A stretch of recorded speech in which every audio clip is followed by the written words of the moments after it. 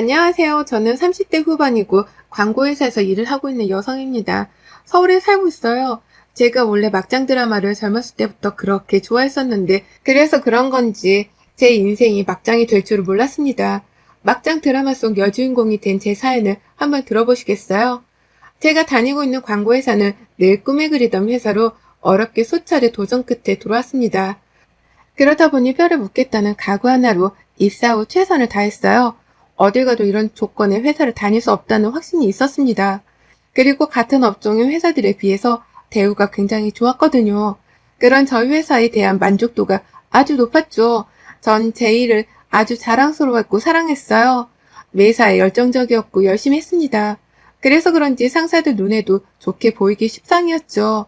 남편은 저희 회사 거래처 업체 직원이었습니다. 친분이 있고 자주 함께하는 업체 직원이라 거의 같은 회사라고 해도 무방할 정도였죠. 그러다 보니 함께하는 시간이 많았고 자주 보는 시간들도 많아졌습니다. 일이 바쁠 땐 야근도 잦은 편이라 긴 야근 끝에 술 한잔은 딱 하고 마무리를 할 때도 많았고 그렇다 보니 서로 편히 대하며 친분을 쌓기도 했어요. 이런 자리를 이어갈수록 남편은 저에 대한 호감을 대놓고 표현했고 저는 그런 남편이 싫지는 않았지만 공적으로 엮인 관계라 사적으로는 얽히는 인게 달갑진 않아서 선을 그었습니다. 그치만 남편은 이후에도 적극적으로 저를 소개해달라고 대놓고 대시를 했고 여러 차례 거부를 하던 끝에 에라 모르겠다 하는 심정으로 소개를 받았어요. 그렇게 정식으로 소개를 받고 사적으로 따로 만나게 되었죠. 늘 회사 업무로만 보던 남편과 사적으로 둘만 만나니까 기분이 묘했고 또 재밌었습니다. 저희는 사적으로 여러 번 만나면서 결국 연인으로 발전했지만 회사 사람들에게는 그냥 친하게 지내기로 했다고만 말하고 비밀 연애를 했어요. 연애를 한다는 사실을 굳이 밝히며 공개 연애를 해서 좋을 건 없으니 말이죠. 가끔은 회사 직원들이 너무 친해진 거 아니냐며 의심을 할 때도 있었지만 일 때문에 서로 날카롭게 투닥거리는 모습을 볼 때면 절대 사귀는 건 아닌 것 같다면서 오해한 거 맞는 것 같다고 말을 하기도 했습니다. 그렇게 무려 5년을 연애했어요. 5년이란 꽤 긴 시간 동안 저도 남편도 승진을 한 번씩 하며 이전보다 더 성장하고 자리를 잡게 되었습니다.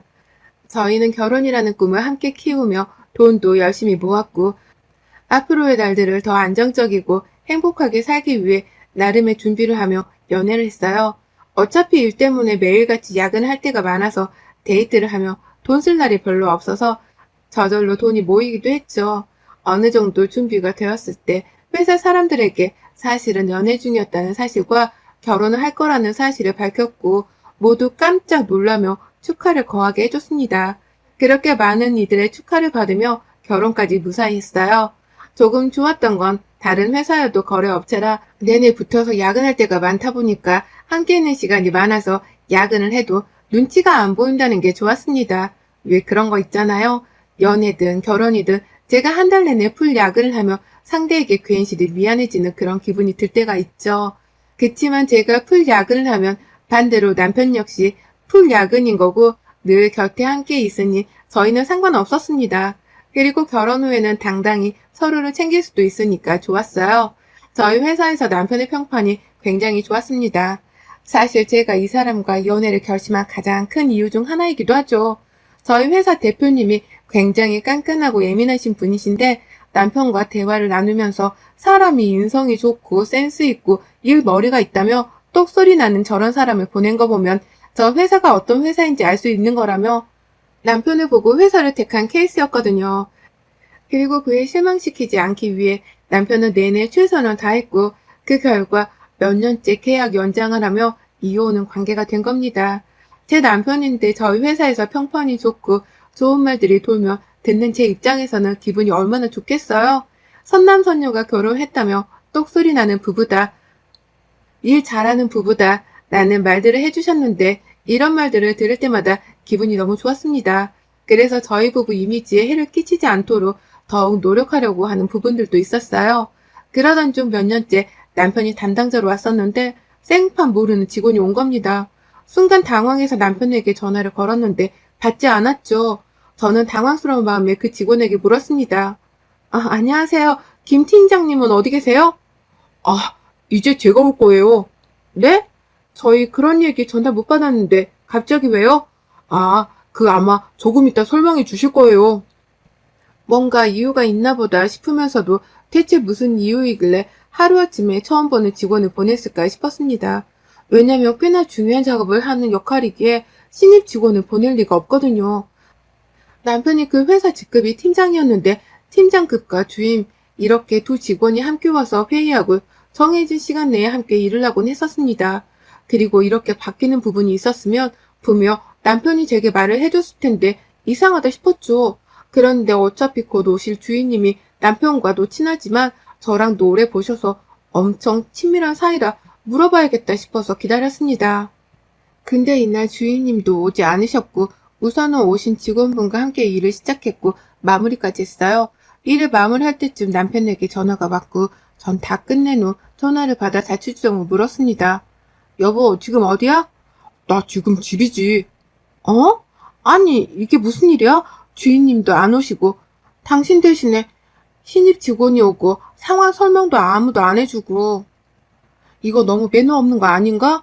신입 직원은 아무것도 이해를 못해서 하나부터 열까지 우리가 다 알려주고 이해시키고 그렇게 일했어, 오늘. 아, 그게 내가 하는 일이 너무 많아져서 이제는 내가 그런 일까지 하나하나 챙길 수 없지 않겠냐고 하시더라고. 그래서 다른 직원이 해결하는 걸로 하자고 하셔서 그렇게 하기로 했는데 제대로 설명을 안 해줬나 보네. 미안. 너무 황당했습니다. 사실 이건 부부라서 이 정도로 얘기하는 거지 업체와 업체 간의 대화였다면 충분히 화가 날 상황이고 매너가 없는 행동이잖아요. 우선은 화가 나더라도 다음날 날이 밝고 회사에서 회사 전화를 통해서 연락을 해 존대를 하며 말해야겠다 싶어서 별말 없이 끊고 집으로 갔습니다. 집에 가보니 남편은 이미 퇴근한 지가 꽤 오래된 듯한 모습으로 컴퓨터 앞에 앉아서 팬티바람으로 게임을 하고 있었어요. 남편이 가끔 게임을 취미로 즐기거든요. 중독 수준은 아니라서 별로 터치하고 있지는 않았습니다. 그저 야근도 없이 칼퇴를 해서 게임을 하고 있는 모습이 신기했을 뿐이었죠. 그런데 이상한 일이 생겼습니다. 남편은 이미지에 굉장히 신경을 많이 쓰는 사람이었어요. 아침밥은 먹지 않아도 머리부터 발끝까지 세팅을 쫙 하는 사람이었죠. 저 역시 머리도 하고 화장도 하고 옷도 신경 쓰는데 남편 역시도 머리 손질하는 시간이 꽤 길어서 저희는 화장대를 쓰는 시간이 겹치며 싸우기에 남편이 일어나서 씻고 머리를 하는 동안 제가 씻고 나와서 머리하고 화장하고 이런 순서로 준비를 했습니다. 심지어 다림질도 빳바닥에서 구기만 하옵고 먼지 하나 용납하지 않을 정도로 출근룩에는 신경을 많이 쓰는 편이에요. 일상룩은 먼지가 있든 구겨져 있든 신경도 안 쓰는 편이고요. 그랬던 사람인데 저 사건이 있던 다음날은 제가 일어났는데 아직 일어나지도 않고 머리도 하고 있지 않아 늦잠을 잔 줄 알고 놀란 마음에 빨리 일어나라고 흔들어 깨웠습니다. 그러자 남편은 안 씻고 양치랑 세수 안 할 거니까 먼저 씻으라고 했고 저는 있을 수 없는 일이기에 깜짝 놀라서 제 두기를 의심했어요. 몇 번을 되물었지만 그렇게 할 거라고 머리하기 귀찮다고 하는 남편의 말에 알겠다고는 했지만 깜짝 놀랐습니다. 결국 씻고 나와 준비를 하는데 그때서야 일어나서 대충 세수와 양치만 하고 대충대충 옷도 입고 부지런도 안 떠는 모습에 놀랐어요. 누구보다 빨리 출근해서 아침에 이것저것 준비를 하는 게 좋다던 남편이었지만 준비를 다 하고 다시 소파에 누워서 핸드폰 게임을 하는 모습에 놀랐습니다. 그래서 결국 한마디 했어요. 당신 오늘 왜 그래? 무슨 일 있는 거야? 평소랑 너무 다른데? 내가 뭐가 달라? 아니 그렇잖아. 부지런도 안 떨고 왜 오늘 출근하기가 너무 싫어? 아니야 그런 거 그냥 나도 이제 짬도 차고 했는데 대충대충 좀 하고 살려고. 그렇게 힘들게 부지런 떨고 가꾼다고 알아주는 것도 아닌데 뭐 안 그래? 아무튼 얼른 가 먼저. 난 조금 더 있다가도 안 늦어. 심지어 남편은 지각할 수도 있는 시간에 걸쳤는데도 먼저 나가라며 누워있었고 결국 저는 출근을 해야 하기에 먼저 나왔습니다. 출근을 하면서도 하루아침엔 달라진 남편의 모습이 신기하고 이상했어요. 그러면서 한편으로는 너무 지쳐서 그런가 싶어서 바쁜 시즌 좀 보내고 나면 데리고 근교로 바람이라도 쐬러 다녀와야겠다 싶었습니다. 늘 남편을 회사에서 볼 수 있어서 좋았는데 이제는 남편을 볼 수 없으니 약간 아쉬운 마음이 들기도 했어요. 아쉬운 마음을 뒤로하고 서둘러 일을 처리하고 한시라도 빨리 퇴근하고 집에 가려고 더 열정적으로 빨리 일을 했습니다. 남편과 함께 야근할 때는 천천히 여유롭게 했다면 남편이 없는 상황에서는 어떻게든 빨리 서둘러서 한시라도 빨리 집에 가려고 애를 쓰는 제 모습이 보였어요.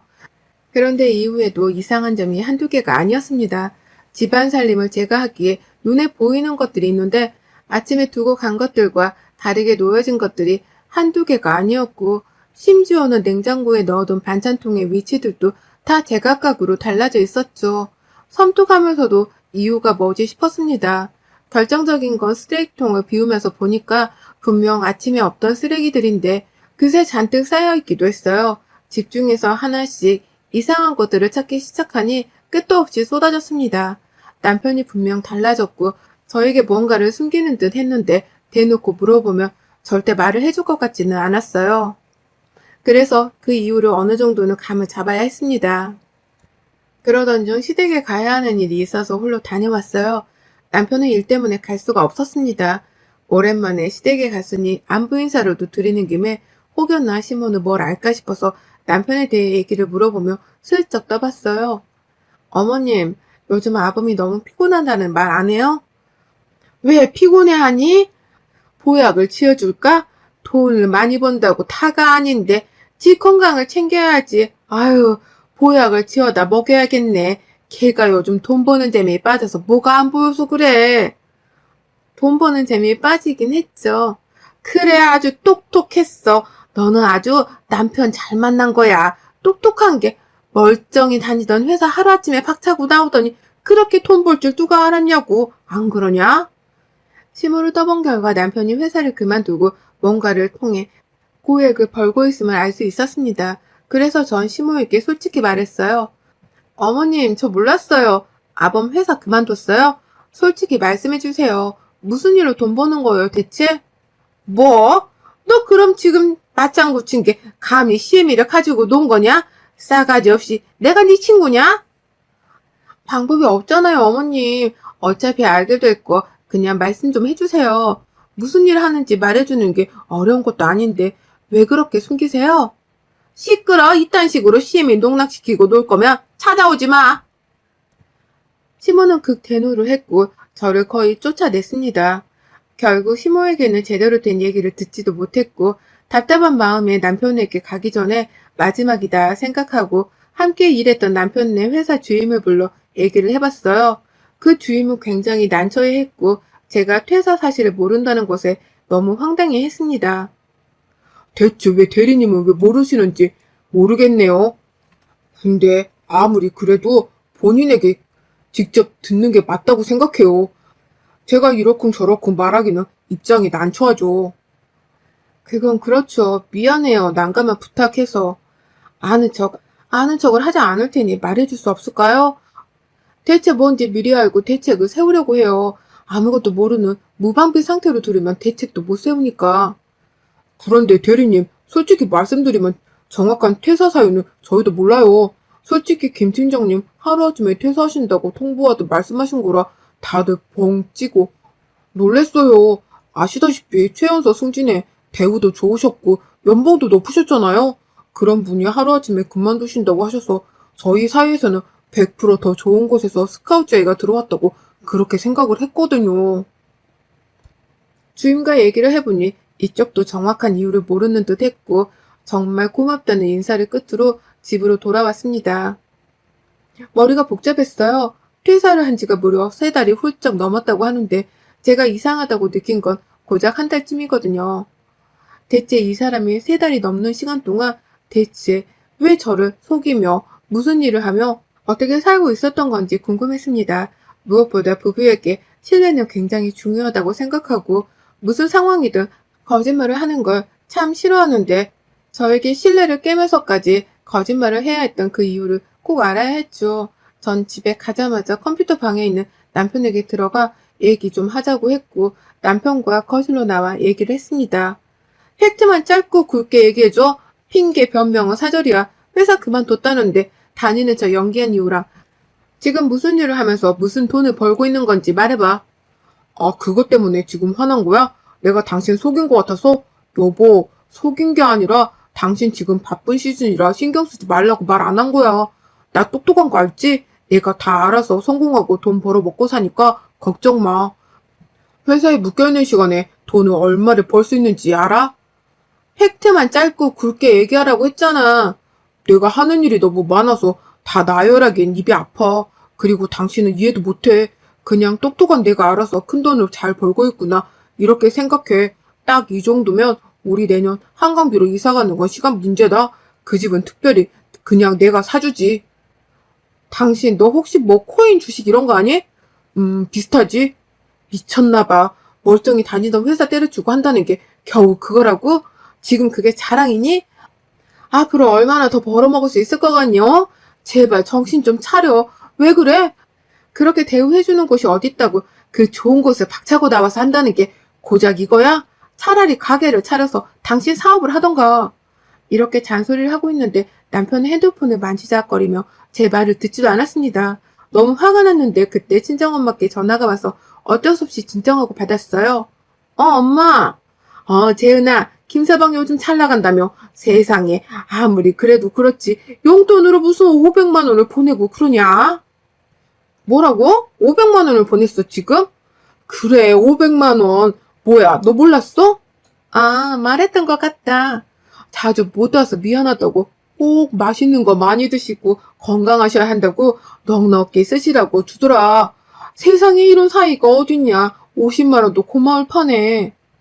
남편은 뭔가 압박을 하듯 저희 친정엄마께 대화 도중에 500만 원을 용돈이라고 송금했고 카톡으로 일하고 있어 통화는 못해 카톡을 보낸다며 능청스럽게 긴 장문의 카톡을 남기며 용돈을 보냈습니다. 그러면 저에게 전화를 하길 유도하듯 오랜만에 집사람과도 통화 한 통 하며 모녀지가 따뜻한 시간 보내시라고 하는 거예요. 참 야근 사람이구나를 이때 느꼈습니다. 처음에는 단순히 저에게 거짓말하는 게 너무 화가 났는데 이날 대화를 하면서 생각보다 너무하는 행동이 못된 사람이라는 게 느껴져서 충격적이었어요. 이날 저는 당장 그만하라는 입장이고 남편은 네가 뭔데 내가 알아서 한다는 입장으로 미친 듯이 싸웠습니다. 최초로 정말 야 너의 욕까지 써가며 싸웠어요. 그리고 다음날 바로 시모는 저희 집에 제 퇴근 시간에 맞춰 찾아왔고 남편은 컴퓨터 방에서 문을 활짝 열고 제가 욕먹는 걸 듣고만 있었습니다. 야, 너 내가 경고했지? 아무렴 네 대가리가 똑똑하겠냐? 우리 아들 머리가 똑똑하겠냐? 위에 탈렸다고 다 똑같은 머리인 줄 알아? 넌 대가리, 우리 아들은 머리야. 무슨 차이인 줄 알겠어? 제발 입 닥치고 가만히나 있어. 그래야 콩고물이라도 쳐받아 먹지. 어머님, 아닌 건 아닌 거예요. 물론 돈 많이 딸 수야 있겠죠. 그런데 반대로 잃을 수 있다는 생각을 왜 못하세요? 그러다 손해액이 감당할 수 없을 정도면 어쩌려고 그러시는데요, 대체. 2년이 끝까지 저주를 퍼붓네? 너 처맞고 싶어? 옛날 성격 나오게 하네, 진짜. 교양 있게 좀 살아보려고 했더니, 아오씨, 우리 호준이는 어려서부터 톡소리 나던 영재였어요, 영재. 걔가 하는 거면 뭐든 다 성공이었다고. 그니까 제발 냅두라고. 돈 투자를 많이 해야 많이 따서 내가 5천을 투자해줬는데 하루에 1,000씩 주더라. 이거 보면 모르겠어? 좋으시겠네요. 알아서들 하세요. 시문을 뺨을 치려고 손까지 확 올렸다가 치지는 않고 내렸어요. 이쯤 되니까 뭔가 빠른 손절이 필요할 것 같았습니다. 왠지 단순히 코인과 주식을 하는 것 같지 않았어요. 만약 코인과 주식을 하는 거라면 왜 저렇게까지 필사적으로 숨기고 보여주지도 않겠습니까? 결국 전 이 사람이 뭘 하는지 알아내고 싶은 마음에 잠들었을 때 핸드폰도 뒤지고 컴퓨터도 몰래 뒤지고 검색 기록도 보고 다 해본 결과 도박을 하고 있다는 거 알아냈습니다. 그리고 주식에 코인도 하고 있는 건 사실이었어요. 한마디로 할 수 있는 건 다 하고 있었고 미친 거죠. 도박은 손을 잘라도 하는 게 도박이라고 했기에 절대 희망이란 건 없다고 판단을 했고 무엇보다 애미인 시모가 저렇게 나서서 부채질을 해주는 상황이라 제가 하루빨리 이 상황에서 나오는 게 답이라고 생각해서 이혼을 요구했습니다. 너무 갑작스럽게 이혼을 요구했고 시모에게 쌍욕을 먹었고 남편 역시 고맙다고 하더군요. 부부라는 이유로 본인이 딴 돈 엄만 너한테 갈까 빡쳤는데 알아서 떠나줘서 너무 고맙다고 했습니다. 그렇게 이혼 후 전 저만의 삶을 되찾고 평범하게 살고 있었어요. 이혼하고 1년 조금 안 된 시점에 장문의 카톡이 왔고 남편 이름과 내용은 남편이 현재 도박에 미쳐서 지인들에게 돈을 빌리고 잠수 타고 있다고 절대 돈 빌려주지 말라는 카톡이었습니다. 이게 회사 동료들에게까지 퍼진 거죠. 심지어 빚이 쌓이다 못해 불법적인 일을 하다 연루가 되어 해외로 나가 숨어 산다는 얘기까지 돌고 있고 수배 중이라는 얘기도 돌고 있는데 자세히 알아보지는 않았어요. 저랑 이제 관련이 없는 사람이니 알아볼 필요도 없잖아요. 무슨 인생을 살든 제 알 바 아니고 다 필요 없이 진짜 고민 없이 바로 이혼하길 참 잘했다 싶습니다. 제가 만약 저때 조금만 더 상황을 지켜보기라도 했으면 큰일 날 뻔했던 게 이혼 준비 중에 돈을 확 잃어서 난리도 아니었거든요. 집 다 부수고 시모이기까지 울며 전화 오고 막 그랬는데 만약 그때 제가 함께 살던 중이면 제가 맞았을지 돈을 강제로 뜯겼을지 어떻게 알겠습니까? 딱 한 번이라도 엇나가다 제 말을 듣고 정신을 차렸다면 정상적으로 살 수 있었을 텐데 안타까울 따름이랍니다. 여러분의 생각은 댓글로 남겨주세요. 오늘 또 시청해주셔서 정말 감사합니다.